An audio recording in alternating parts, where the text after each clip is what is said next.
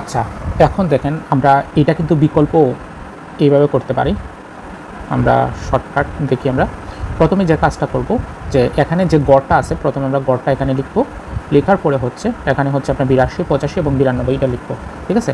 তো আপনাকে বলছে যে চতুর্থ পরীক্ষায় তাকে কত নাম্বার পেতে হবে।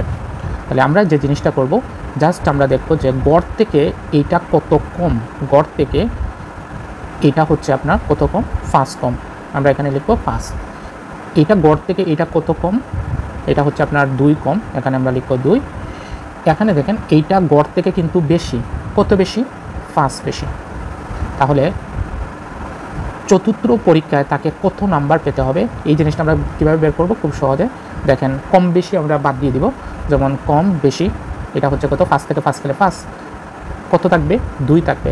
তাহলে আপনার চতুর্থ পরীক্ষায় তাকে কত নাম্বার পেতে হবে, এখানে 2 আছে না, এটা জাস্ট গড় হচ্ছে কত, 87, এইটা লিখে এর সাথে 2 যোগ করে দিব, তাহলে হচ্ছে আপনার 89।